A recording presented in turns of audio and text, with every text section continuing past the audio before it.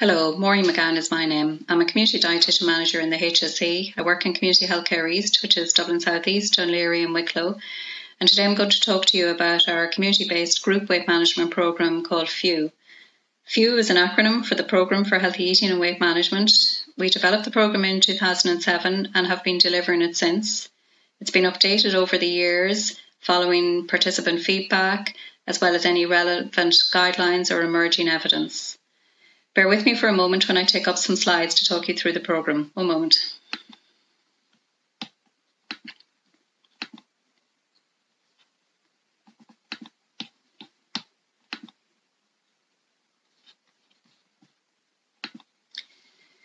This is the FEW logo, and the next slide gives more detail on the programme. It's called a structured education programme, and this means that it follows certain criteria. For example, the programme has clear aims and learning objectives to help people to manage their eating habits and body weight. It also has a clear format that everyone delivering the programme follows.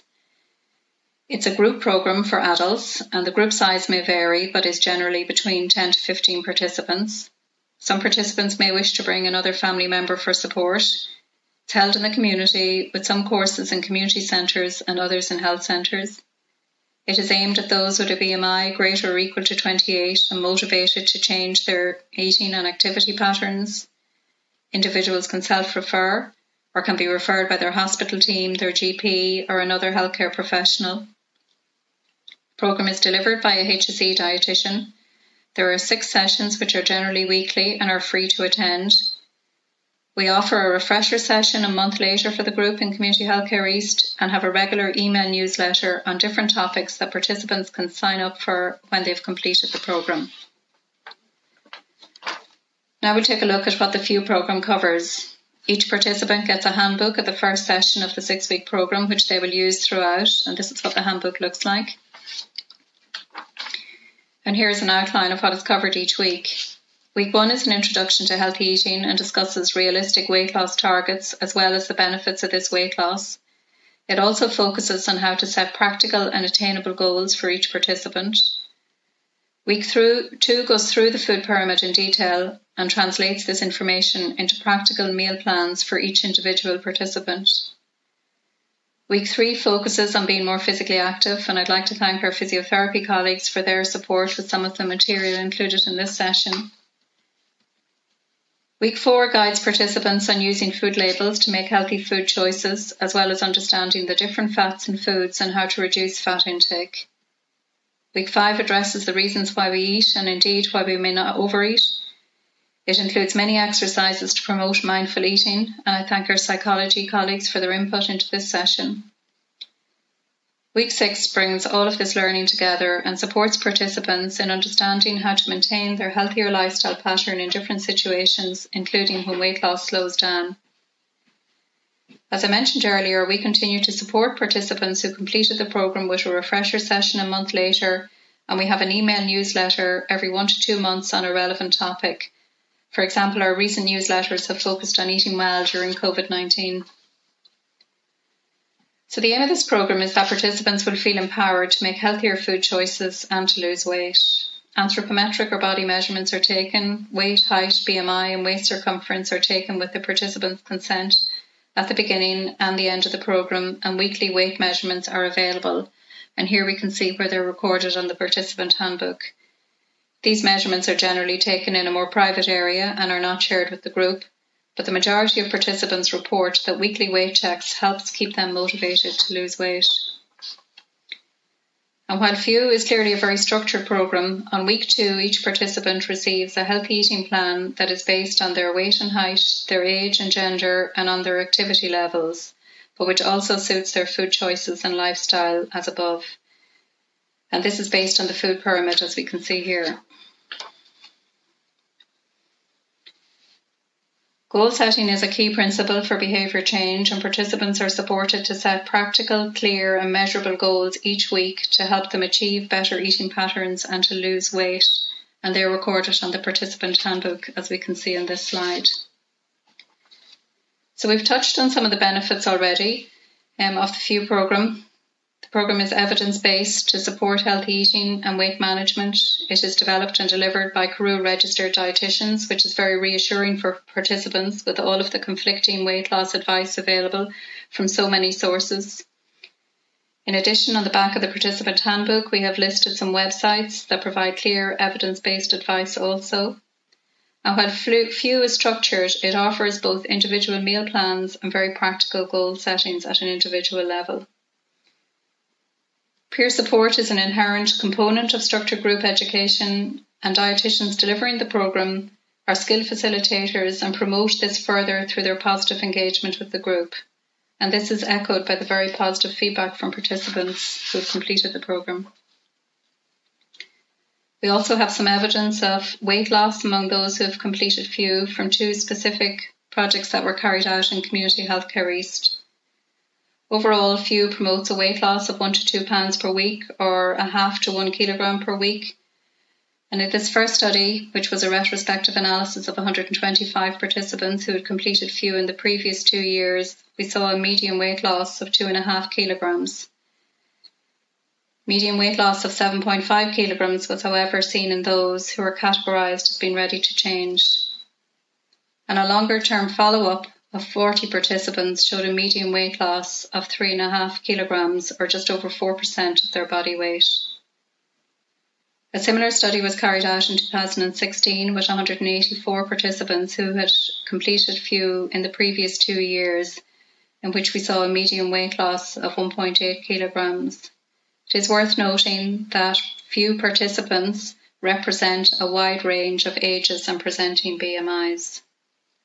I've also included a small study here of 28 participants, a prospective study, which showed an increase in fruit and vegetable intakes by 2 portions between weeks 2 and week 6 of FEW, showing a change in eating patterns. So as I've mentioned, the FEW programme was developed in our own area in Community Healthcare East, but is available in other HSE areas also. We have supported these areas in delivering the FEW weight management programme by developing an educator manual, as seen on the slide here, which guides community dietitians through the material covered each week. All of the resources used each week in the programme are also available, as are the participant handbooks that we saw earlier. Since March, unfortunately, all of our group education programmes, including FEW, were suspended due to COVID-19, and we are currently looking at an alternative means of delivering this programme remotely. In the meantime, we continue to accept referrals for the programme, and I've included our contact number on the slide, as well as the website link.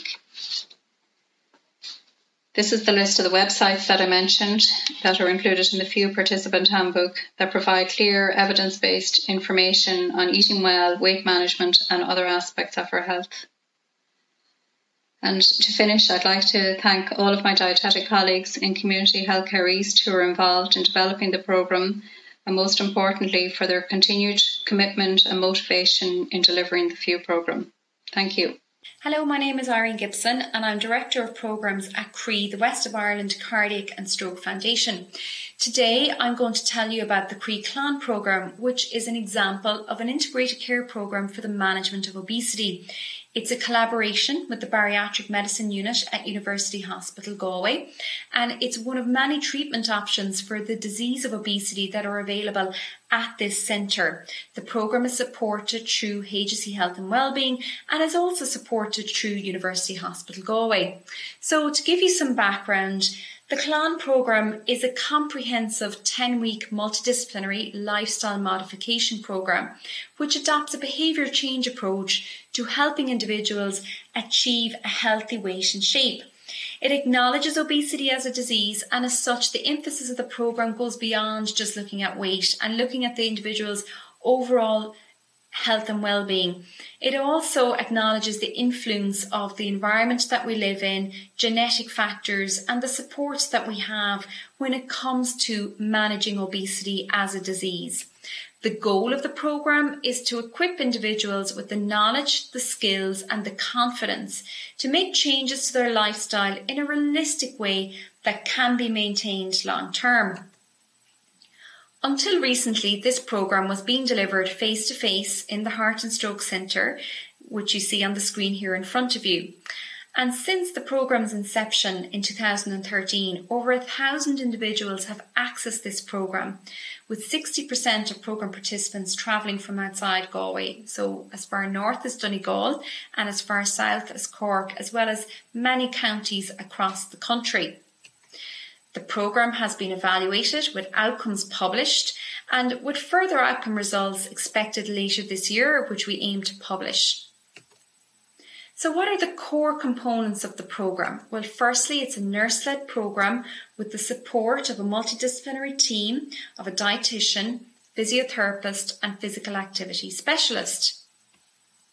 When individuals are referred to the programme, they're invited to attend for an initial assessment, which normally takes about 2.5 hours. So it's quite comprehensive.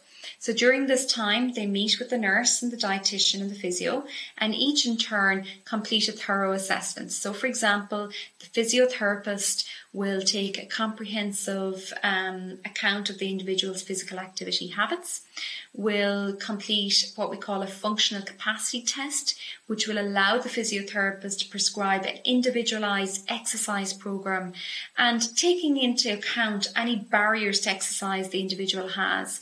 Many people living with obesity have lots of other conditions, and it's important that programmes are tailored accordingly.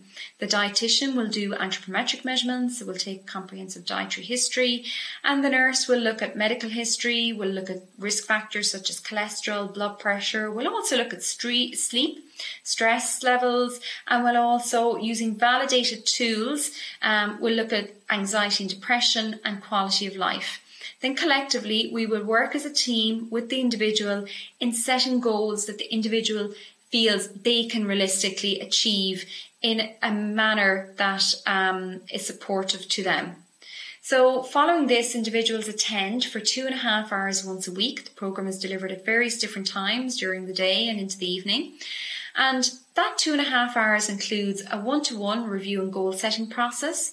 It also includes a 1-hour structured exercise session using minimal equipment, the idea being that people can replicate their exercise levels at home.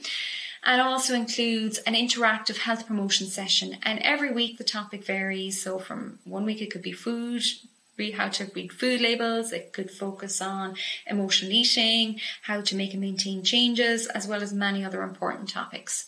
Social support is an integral component of the programme, and people really value the opportunity to meet with others who are experiencing, who are living with obesity, and where they can share the learning and share their experiences and look at problem solving together. So since COVID, we've obviously had to look at delivering Klan in a very different way. So we have collaborated with our colleagues in the NIPC, the National Institute for Prevention and Cardiovascular Health, and developed a virtual programme on a platform known as Moodle. And this is what it looks like. So now individuals, when they're referred to Klan, they're registered on this platform and given unique login details. And they see on the screen, this is what it looks like. They see on the screen a range of weeks, and within each of these weeks the various different topics are covered. And on the bottom of the screen you see 3 icons, and within each of these weeks, when somebody clicks on one of these icons, they're brought to these 3 icons here. So presentation includes a pre-recorded session by the healthcare professional. So for example, if it's the dietitian, it will include maybe a pre-recorded session on the fundamentals of healthy eating or emotional eating. Coupled with that will be some resources to support the individual. These include fact sheets, links to websites, and then once a week individuals join for an interactive group-based discussion session. And this is where individuals really value the opportunity to meet with others. And during that time, we invite individuals to use the chat function, to submit steps if they're tracking their steps, to submit their weight if that's appropriate. And it's all done in a very safe and supportive environment. In addition to the virtual platform, all individuals are given an interactive workbook which allows them to track their progress over the duration of the programme. So to conclude, we all know and I think appreciate that there is no quick fix to addressing the challenge of obesity. We need lots of solutions at multiple levels, both at the individual level and also at the population level. While the last number of weeks have been a very steep learning curve for us, it's also been an exciting opportunity to develop a virtual programme. And Klan demonstrates innovation in service delivery. It highlights the effectiveness of an integrated care approach and aligns to the principles and the ethos of Sláinte care in terms of delivering the right care at the right time and the right place. Virtual programs have the potential to increase equitable access to care, so individuals are no longer travelling long distances to the Klan program. They can access in the comfort of their home. However, we do need to be cognizant of health literacy and also challenges around IT access in terms of broadband and equipment. Whether virtual program delivery is more effective than traditional face-to-face remains unclear, and that's something that we hope to evaluate as the year goes on. What we do know is that service user involvement is absolutely critical to the development of any obesity programs.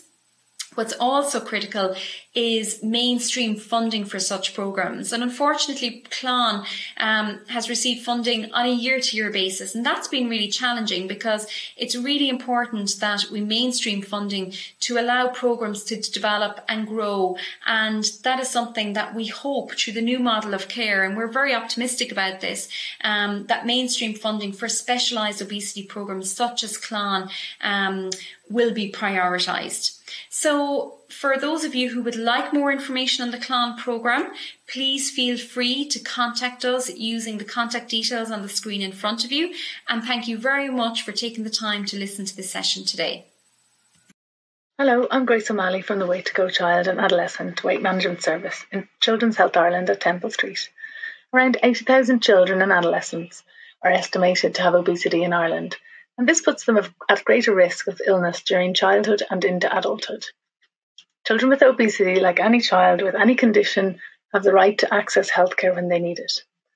The Way to Go multidisciplinary weight management service was developed in line with clinical guidelines, and it's for children and adolescents for whom obesity onset has already occurred. So this is for children who have a BMI, a body mass index, over the 98th centile and have some complications. Some of the complications that children come to us with are musculoskeletal difficulties, so problems or difficulties with their strength, their balance, or maybe pain. Over 60% have psychosocial difficulties, such as low self-esteem or anxiety. Over half have high blood pressure, 40% have high cholesterol, and around 30% have breathing difficulties. We offer a holistic assessment of obesity and its complications in order to offer personalised treatment to try and reduce obesity and its complications. Our website is waytogo.ie, and you can visit that for further information. The referral process starts when a child visits their GP, a public health nurse, another health professional, or an area medical officer. If after a number of months the child's obesity has not changed following brief intervention or primary care treatment, a referral to general paediatrics or to hospital consultant will be made. Having seen the general paediatrician or the hospital consultant, then the child is referred to our service. We undertake additional assessment to determine why the child might have been gaining weight and to try and understand how their obesity is affecting their health, or if it is indeed. Then we offer treatment, which is delivered in the form of group treatment with about 10 to 15 families in attendance, individual treatment in outpatient sessions, and this is delivered either in person or virtually via video conferencing.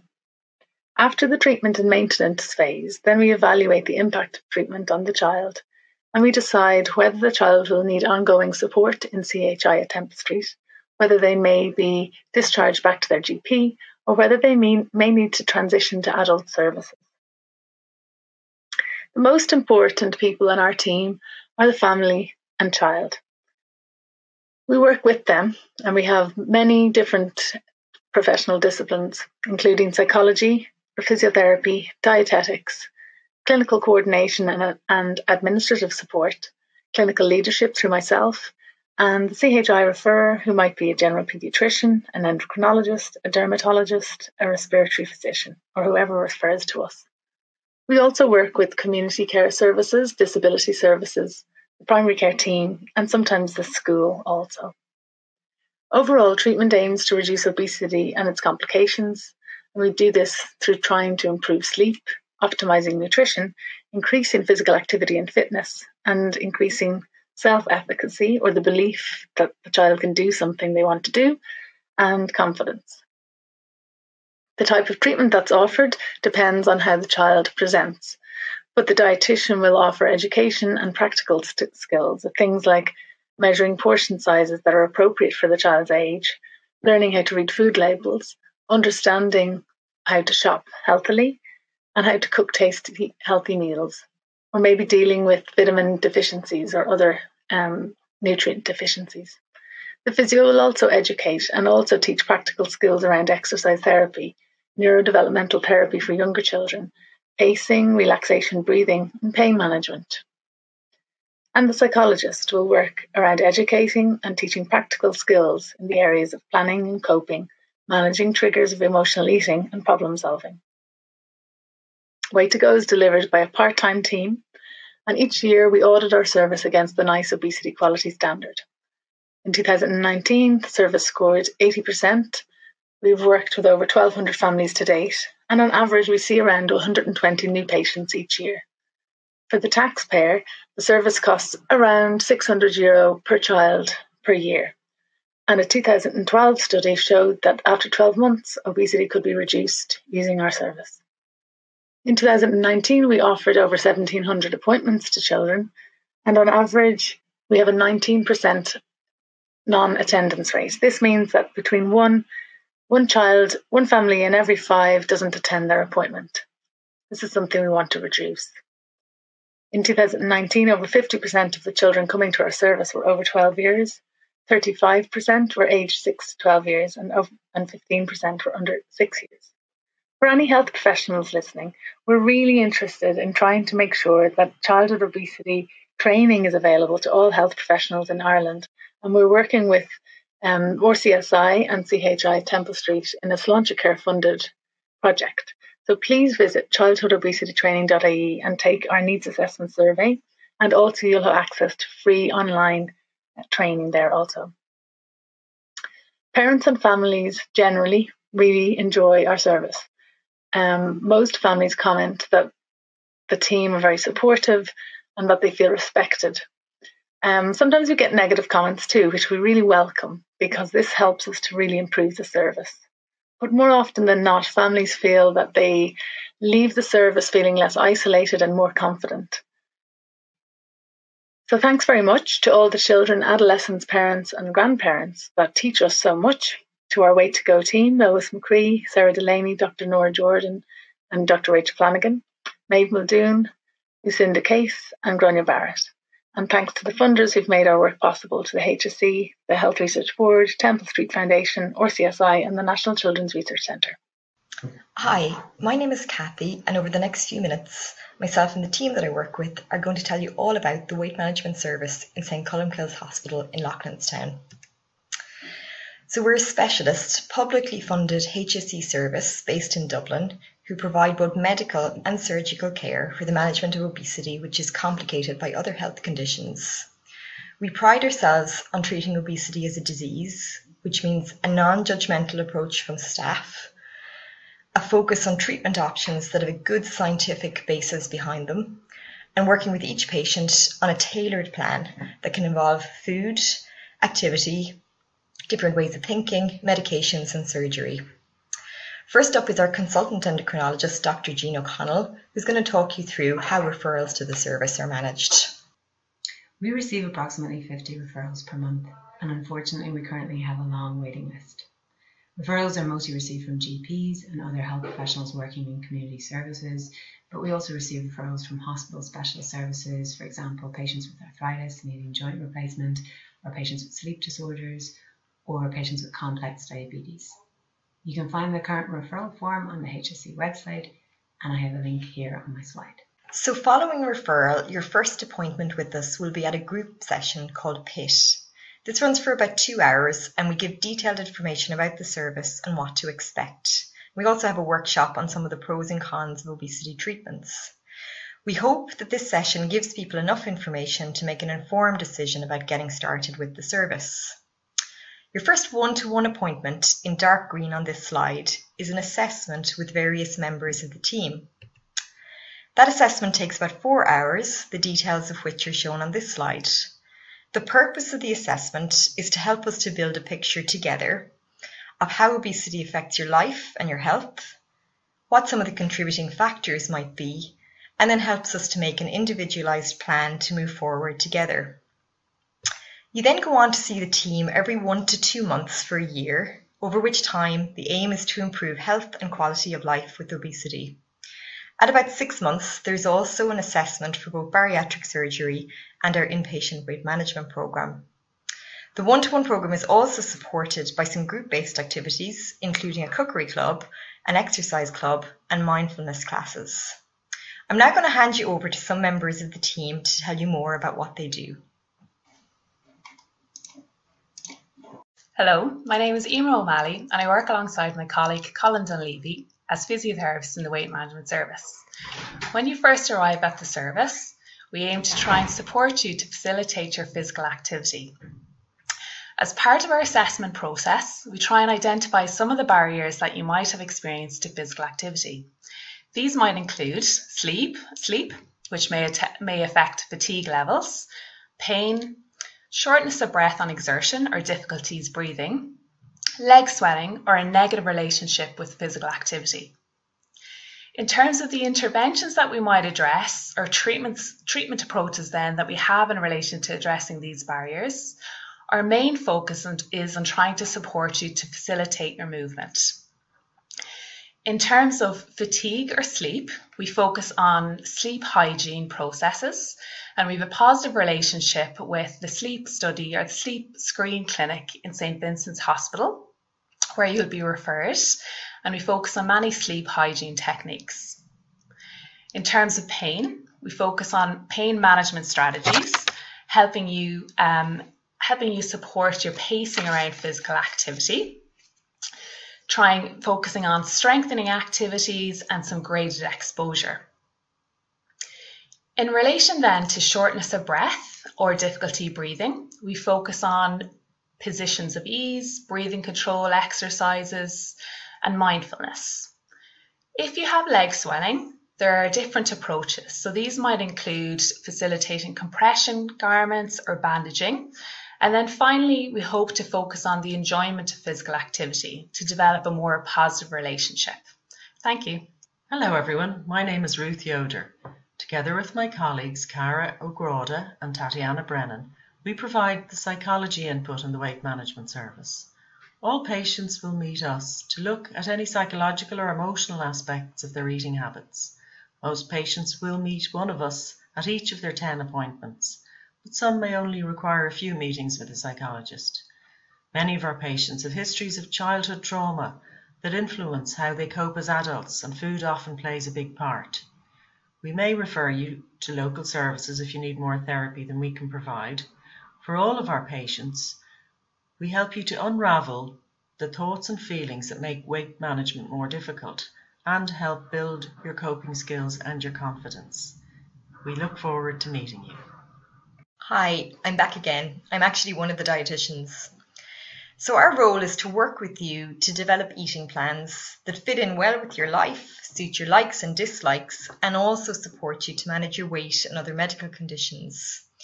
We work with you to make sure those plans have enough nutrients, in particular enough protein for muscle strength, enough fibre for bowel health, and enough vitamins and minerals to prevent or treat any deficiencies, including iron, calcium, and vitamin D.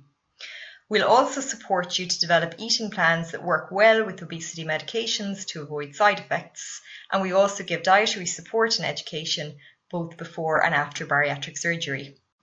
Hi, my name is Claire Carney. I work as the CNM2 here in the weight management service. My role involves coordination of the Tier 3 weight management service and the Tier 4 bariatric surgery service.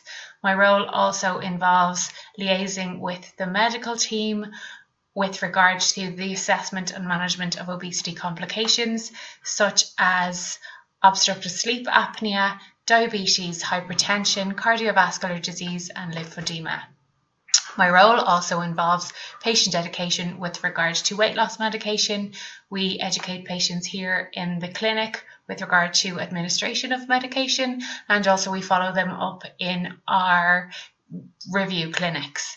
My role also involves bariatric surgery services, which involves pre-op screening of patients prior to surgery, liaising with St Vincent's Hospital with regard to surgery slots, and also post-op care of patients post-bariatric surgery.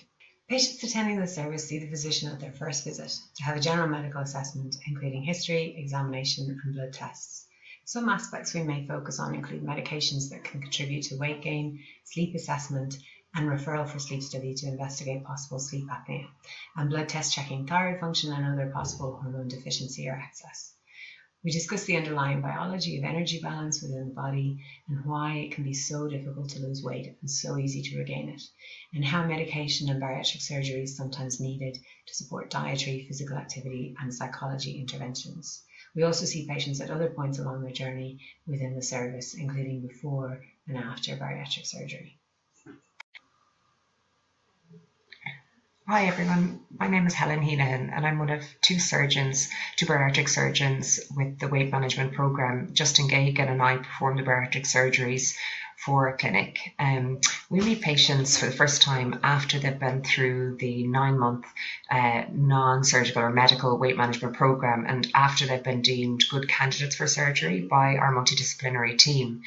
When we meet patients, the purpose of our meeting is firstly to agree that patients are interested in bariatric surgery and committed to that. And then we agree on the type of surgery that's best suited to that patient.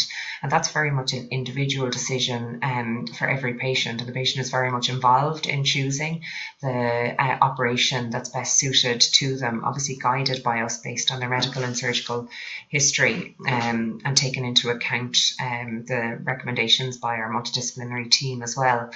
The two operations that we offer most people are the sleeve gastrectomy and the gastric bypass, and these are the two operations at the moment that have significant evidence base behind them to prove that they're very effective in terms of offering not just significant durable weight loss but also health gain, particularly remission or improvement in all of the obesity complications that these patients typically present with. The surgeries are performed either in St Vincent's University Hospital or in St Michael's Hospital. And after the surgical procedure, after patients are discharged, the follow-up is then performed back at St Columbkille's Hospital again. So we operate typically on this hub and spoke model where the hub is the St Vincent's University Hospital or St Michael's Hospital for the procedures, and the follow-up then is back here. So we utilise all of our sites to deliver the surgical part of our service to patients in as timely a fashion as we can. Our follow-up is delivered by the MDT, and that's really critical. The success of surgery is not the operation itself, it's in patients being really well prepared for surgery and for the changes that it brings, and also then in following patients up afterwards to maintain good nutritional health through as patients lose weight, and ensuring that if patients develop any complications, be they surgical complications or nutritional complications, that they are addressed early. And that's done by involving all members of the MDT in the clinic in St Columbkille's Hospital, and it's lifelong. Again, that's important, and that's something that distinguishes our service from many bariatric services internationally, because we believe that effects of surgery are lifelong, as are the potential complications, and the better and sooner that they're addressed, the better for the patients.